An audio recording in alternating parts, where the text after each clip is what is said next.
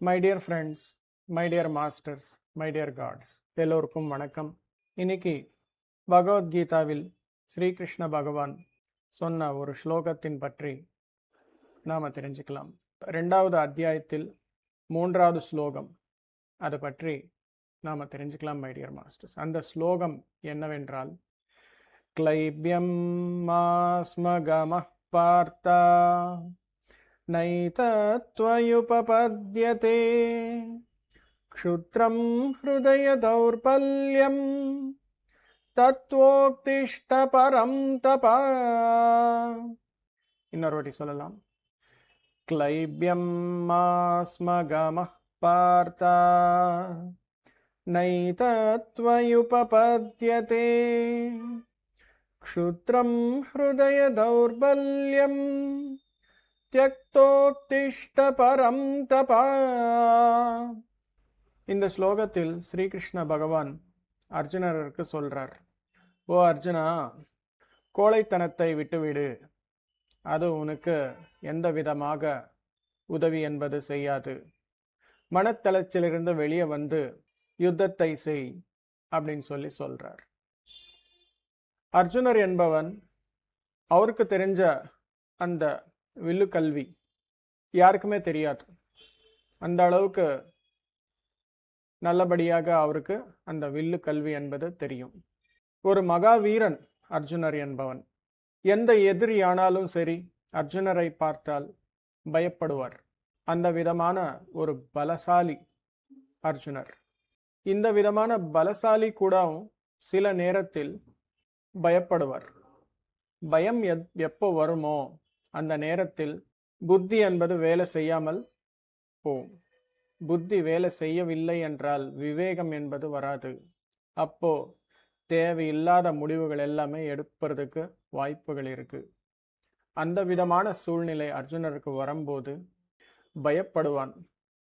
பயப்பட்டு நான் இந்த யுத்தத்தை செய்ய மாட்டேன் அப்படின்னு சொல்லி உட்கார்ந்துருவான். அந்த நேரத்தில் ஸ்ரீகிருஷ்ண பகவான் அவருக்கு சொல்றார், முதல்ல உள் எதிரிகள் யாராச்சும் இருக்கிறார் விஷயத்தை பாரு. உனக்குள்ள ஒரு பெரிய எதிரிகள் என்பவன் இருக்கிறார்.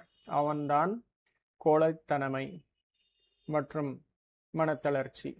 இது ரெண்டும் இருந்தால் புத்தி என்பது வேலை செய்யாது. Get up Arjuna, you are a warrior, யுத்தம் செய் அப்படின்னு சொல்லுவார். இந்த விதமான ஞானம் என்பது நமக்கும் தேவை. எதுக்காக என்றால், தினந்தோறும் சம்சாரத்தில் இருக்கும்போது, இந்த சமூகத்தில் இருக்கும்போது நமக்கு அரிஷட் வர்க்கங்கள் என்பது, அதாவது உள் எதிரிகள் என்பது, 6 எதிரிகள் என்பது எப்பவுமே இருப்பான். அதுல காமம், குரோதம், மதம், மோகம், மாத்சரியம் என்ற 6 விஷயங்கள் நமக்கு எதிரிகளாக இருப்பார். இவை எல்லாமே தாண்டி நாம வெற்றி என்ற விஷயத்தின் மீது கவனம் செலுத்தும் என்றால் புத்தி என்பது தேவை.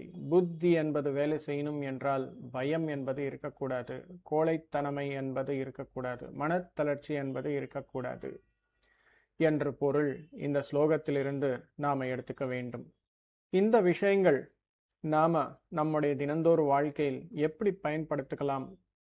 இந்த விஷயத்தை கடைபிடித்து நம்ம தினந்தோறு வாழ்க்கை வாழும்போது நமக்கு எந்த விதமான மாற்றங்கள் என்பது வருது அப்படின்னு நாம பார்த்துக்கலாம். சின்ன குழந்தைகள், இவருக்கு தாய் தந்தையார் இந்த விஷயங்கள் எல்லாமே சொல்லணும். சின்ன குழந்தைகளுக்கு அவருடைய சக்தி என்பது அவருக்கு தெரியாது. ஏதாவது சொன்னால் என்னால முடியாது, எனக்கு பயமாகுது, நான் வரமாட்டேன், நான் செய்ய மாட்டேன் அப்படின்னு சொல்லுவார். இந்த விதமான ஞானம் நாம இப்ப பேசுற இந்த ஸ்லோகம் இந்த அளவுக்கு சொல்லாமல் ஒரு சின்ன கதையாக இந்த விஷயங்கள் எல்லாமே அவருக்கு சொல்லி கொடுத்தால், ஓகே, எனக்குள்ள இந்த பயம் என்பது இருந்தால் என்னால செய்ய முடியாது, பயம் என்பது படக்கூடாது, பேச வேண்டிய இடத்துல பேசணும், செய்ய வேண்டிய இடத்துல செய்யணும் அப்படின்ற விஷயம் அவருக்கு மனதில் ரிஜிஸ்டர் ஆகும்போது, பதிவாகும்போது, குழந்தை வயசுலேயே அவரு பெரியவர் ஆனதுக்கு அப்புறம் ஒரு வீரனாக இருப்பார். அதற்காக குழந்தைகள் இந்த பகவத்கீதையை கடைப்பிடித்தால் படித்தால் அவர் ஒரு வீரனாக ஆவார், ஒரு தர்மராஜனாக ஆவார். மாணவ மாணவியர்கள் இதே பகவத்கீதை படித்தால் இந்த ஸ்லோகத்தின் மூலம் அவருக்கு என்ன வருது அப்படின்னா, எக்ஸாம் என்றால் எல்லாருக்குமே பயம். எதற்காக பயம்? ஒரு எக்ஸ்பெக்டேஷன், தீவிரமான எக்ஸ்பெக்டேஷன், காமம். அதாவது நான் பாஸ் ஆகணும், 100க்கு 100 மார்க்கு எடுத்துக்கணும் அப்படின்ற எக்ஸ்ட்ரீம் எக்ஸ்பெக்டேஷன். நான் தான் கிளாஸ் ஃபஸ்ட்டு வரணும், நான் தான் டவுன் ஃபஸ்ட்டு வரணும். Extreme expectation. அது வரல அப்படின்னா என்ன ஆக போகுது அப்படின்னு சொல்லி பயம். இந்த விஷயங்கள் எல்லாமே சொல்லும்போது அவருக்கு அந்த பயம் என்பது போய் அரிஷட் வர்க்கங்கள், அதாவது 6 விதமான உள் எதிரிகள் அவர் என்ன அப்படின்னு சொல்லி தெரிஞ்சுக்கிட்டால் போதும். அதிலிருந்து வெளியே வந்து தைரியமாக முயற்சி என்பதை நான் செய்யணும் அப்படின்ற ஒரு முடிவுக்கு வருவார். அதுதான் அவருடைய யுத்தம். எக்ஸாம் தான் அவருடைய யுத்தம். சரியாக செய்வார், சரியான மார்க்ஸ் என்பது எடுப்பார், வெற்றி என்பது அவருக்கு கிடைக்கும். அதே ஒரு வணிகர், பிஸ்னஸ் மேன் இருக்கிறார் நினச்சிக்கோங்க, அவருக்கு ஒரு பயம் எப்பவுமே இருக்கும். என்னுடைய பிஸ்னஸில் லாஸ் ஆகுது அப்படின்னா என்ன பண்ணணும், லோன் எல்லாம் எப்படி கட்டணும், சம்பளங்கள் எல்லாமே எப்படி கொடுக்கணும் அப்படின்ற எப்போவுமே ஒரு பயத்தில் இருப்பார் வணிகர்கள் எல்லாருமே. இந்த விதமான சூழ்நிலையில் இந்த விதமான ஸ்லோகத்திற்கு உள்ள அர்த்தங்கள் எல்லாமே நாம் பார்த்தால் அவருக்கு ஒரு சரியான புத்தி என்பது அங்கே ஆரம்பமாகும். வெற்றி தோல்வி என்பது ஒரு அனுபவம். நாம சரி பண்ணிக்க வேண்டியது நம்முடைய உள் உலகம். அதாவது 6 எதிரிகள், அரிஷட் வர்க்கங்கள் இருக்கிறார் இல்லையா, இவர் மேலே நாம் யுத்தம் செய்தால் நான் என்னுடைய புத்தியின் மூலம் இந்த வியாபாரம் சரியான முறையில் செய்தால் எதுக்கு லாபம் வராது அப்படின்னு சொல்லி விடாமுயற்சியுடன் சரியான முறையில் வியாபாரம் என்பது செய்வார். இந்த விதமாக ஒவ்வொரு கேட்டகரியிலையும் நம்முடைய வாழ்க்கையில் யாரா இருந்தாலும் பரவாயில்லை, எந்த விதமாக நீங்கள் எந்த சூழ்நிலையில் இருந்தாலும் பரவாயில்லை, இந்த மாதிரியான ஒரு நூல் பகவத்கீதையை நீங்கள் படித்தால், தியானம் செய்தால் உங்களுக்கு கிடைக்காதது எதுவுமே கிடையாது.